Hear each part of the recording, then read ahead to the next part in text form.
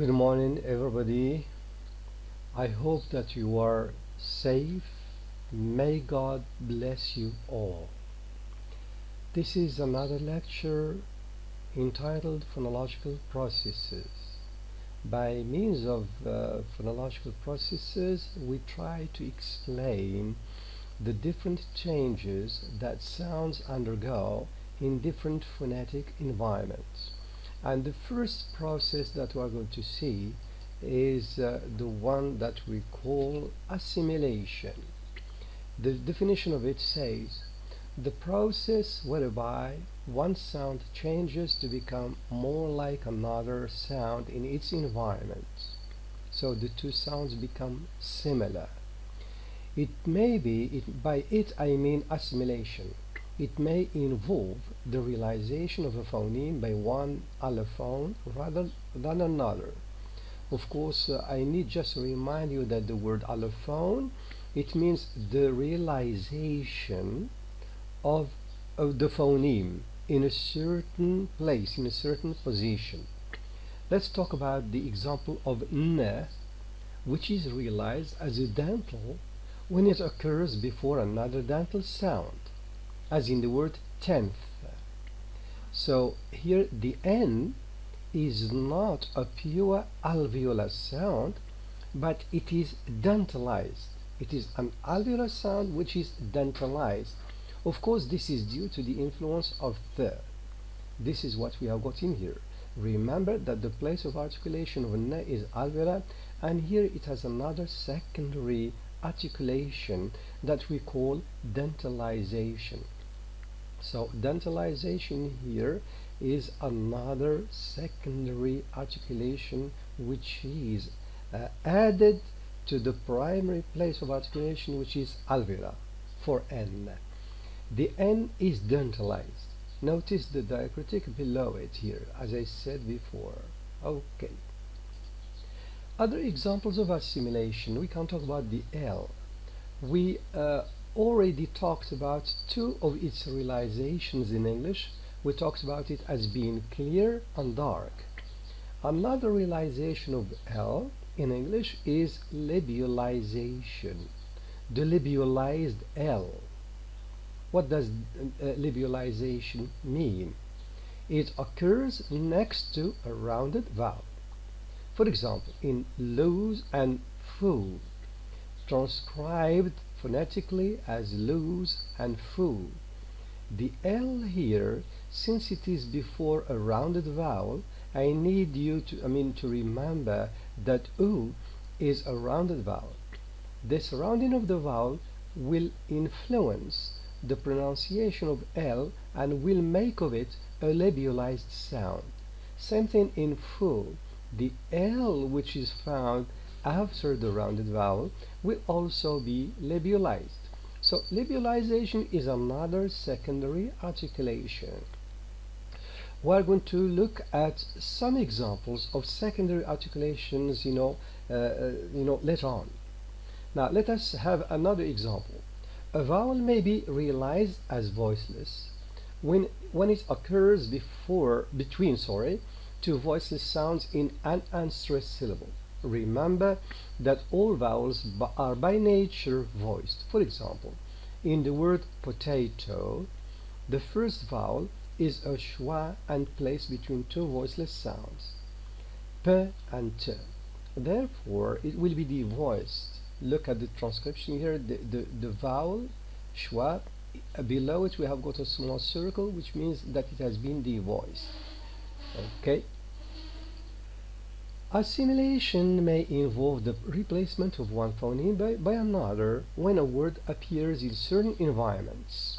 For example, we can talk about 10 eggs. Look at the N. It's a pure alveolar nasal. But in 10 minutes, normally in colloquial rapid speech, what we produce is not n, but we realize it as m. We say 10 minutes. Same thing in here, 10 keys. Normally it's not 10 keys, but 10 keys.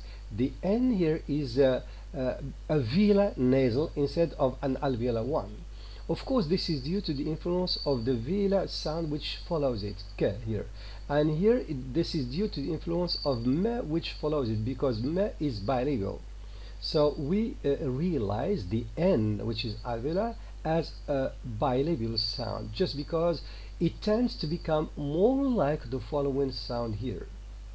Okay? Now, I have, but when we have got I have in a sentence or in a longer phrase, it becomes I have to. This v here changes into f. It becomes voiceless, and this is due to the nature of the sound following it, because this sound is voiceless here. Now, you did. Notice the final sound d, the voiced alveolar stop here, but in did you, normally we don't, what you obtain in native speaker speech is not did you obtain something like did you here. So this e, which is here following, it becomes j. We keep the, but e is no longer there, it becomes j here. We obtain something Jew, did you. Okay?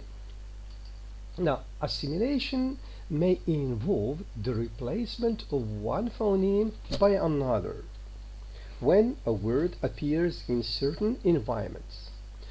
Look, here the example. 10 eggs. It becomes 10. We have got n, which is a completely different sound from n in English here. So n is one of the realizations of n in this context here. Same thing in 10 minutes. We have got m, a completely different phoneme or sound in English, which becomes just a realization of n in 10 minutes. Same thing in here. I have, but I have to.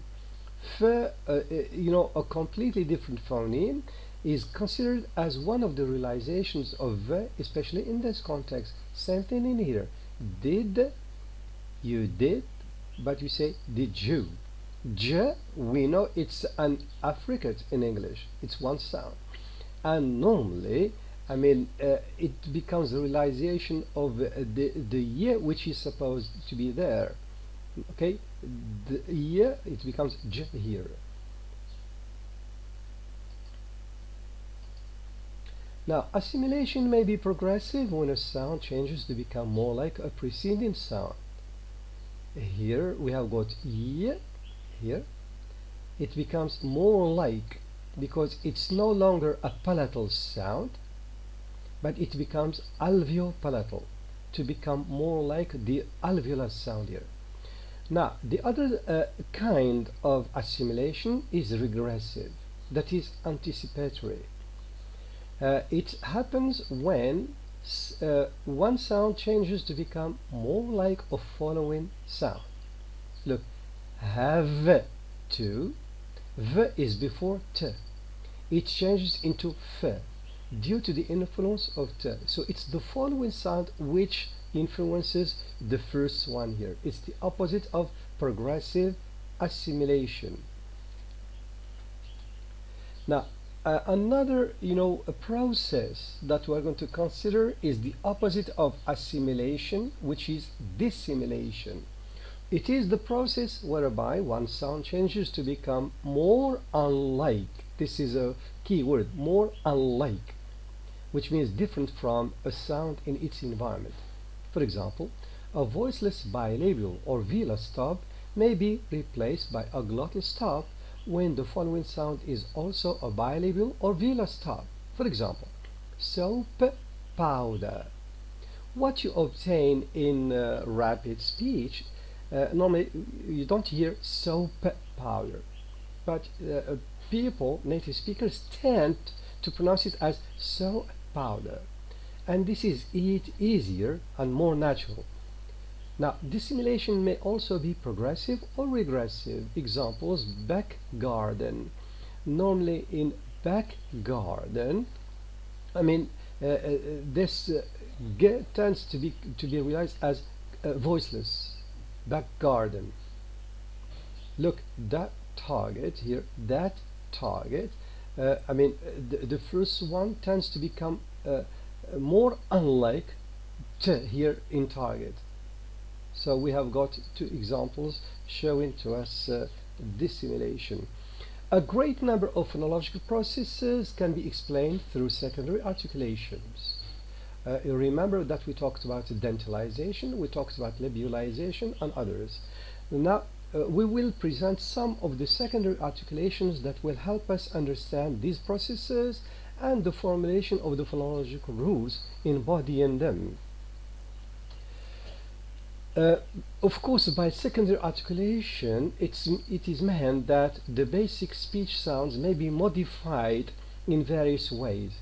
These modifications, which are imposed on the primary articulation of a sound, are called secondary articulations. For example, aspiration of voiceless stops is one of them.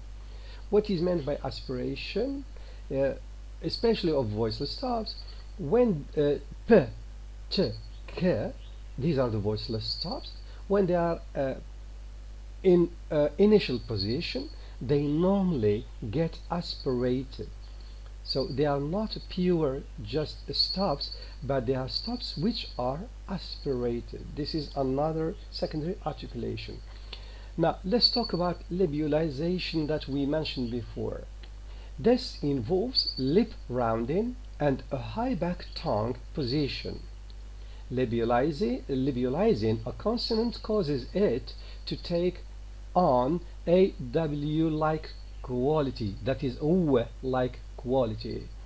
The words quench, quick, and quart all begin with K's, which are labialized. Labialization is represented by a superscript W. In our examples, the first sound will be transcribed phonetically as koa. It is both labialized and aspirated. Note, the adjectives labialized and labial must be kept distinct. They are totally different. The stop p is labial but not labialized. In Pueblo, it is aspirated and labialized. So notice, the phonetic transcription of it in here. Now, palatalization. Here it means that consonants may also be modified by extending the body of the tongue into the high front position. This produces a y-like modification called palatalization. Examples. The initial sounds of few, hue, and mule are all produced in this manner. Compare these sounds with the initial sounds of full, hoot, cool, and moon, all of which are made without palatalization. A raised ear, that is Y, directly after a symbol indicates palatalization. The palatalized consonants in our examples will be represented as fear, here, near. Okay, so we have got this ear. By the way, you know that ear is a palatal sound. Of course, when it follows some consonants, it makes of them palatalized. This is what you call palatalization here. And another secondary articulation is velarization. It is achieved by raising the back of the tongue toward the velum during articulation. Here in the word velarization we have got the word vela. I need just to remind you of the vela sounds such as k and g and ng. They are vela sounds because we have got the raising of the back of the tongue towards the velum or the soft palate. Now when these sounds are found after some sounds, those sounds are velarized. Let's look at the case of L in English here.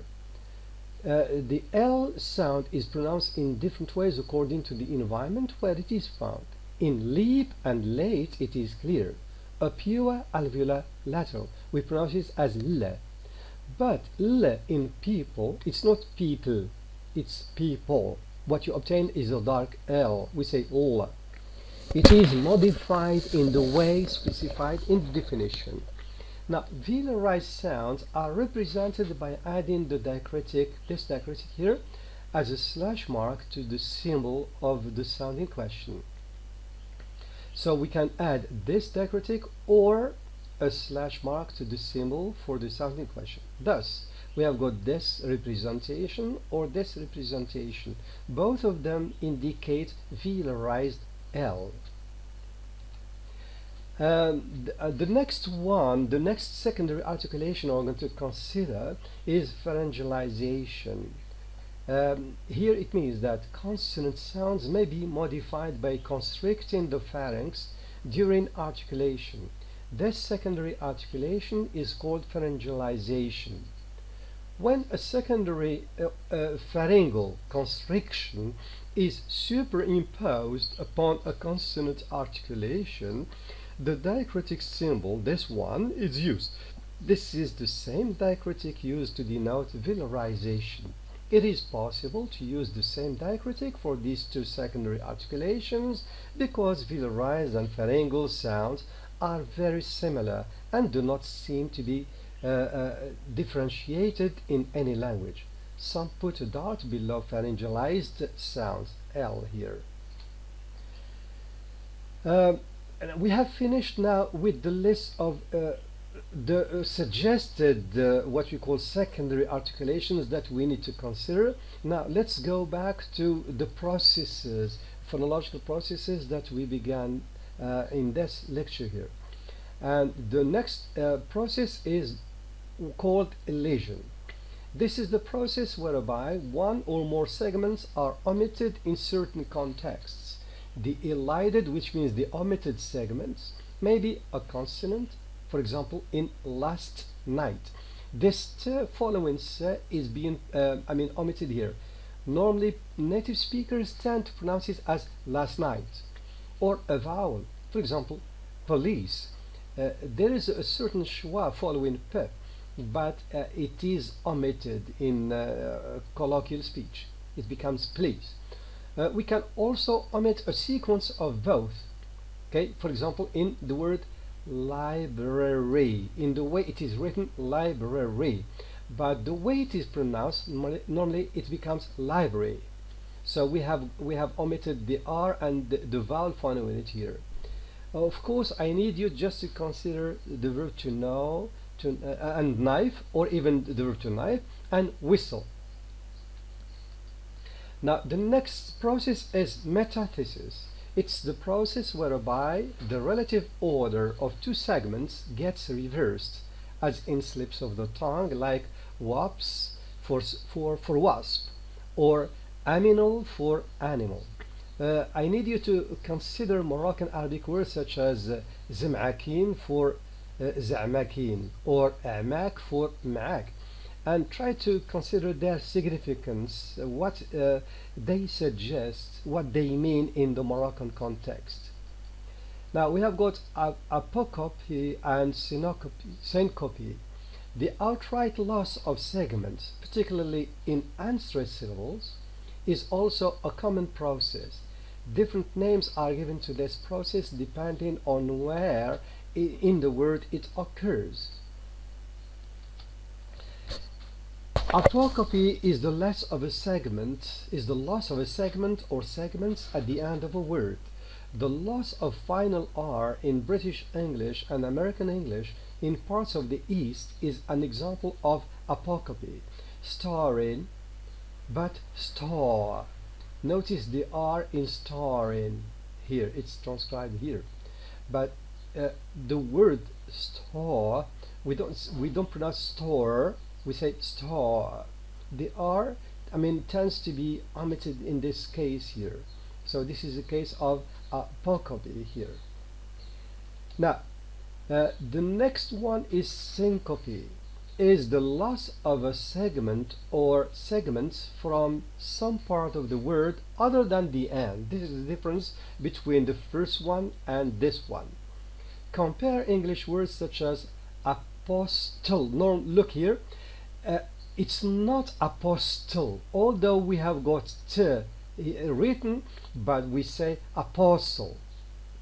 Now this t which is omitted here, it becomes apparent when we derive the adjective out of the word apostle. It becomes apostolic. Now look at the word angel. Angel. It seems that there is a vowel which is being omitted after j. Now it becomes apparent when we derive the adjective out of it. We obtain angelic. Angel, angelic. Now apocope and syncope often serve to reduce the length of clusters. For example, in most English dialects, the s, t, s, this sequence of sounds or cluster created by suffixing the plural to words such as post, test, is reduced to s, a sequence of the double s here in rapid speech. In a number of dialects, final p, t, and k, t, this ct is pronounced as kt. Clusters are simplified by dropping the t. For example, instead of saying slept, there is a tendency to pronounce it as slept. Same thing, fact. Normally, there is this tendency to pronounce it as fac, which means that there is this omission of the last consonant. Other, processes are called prothesis and epenthesis. There is an e, lacking in here, epenthesis. Another way of simplifying clusters is to insert a vowel between adjacent consonants or to add a vowel at the beginning or end of a word so as to create an extra syllable. The process which has a vowel in initial position is called prothesis. That which has a vowel or consonant in any other position is known as epenthesis. And this is the end of this lecture. Thank you for your attention. I hope we're going to have another occasion to interact with each other.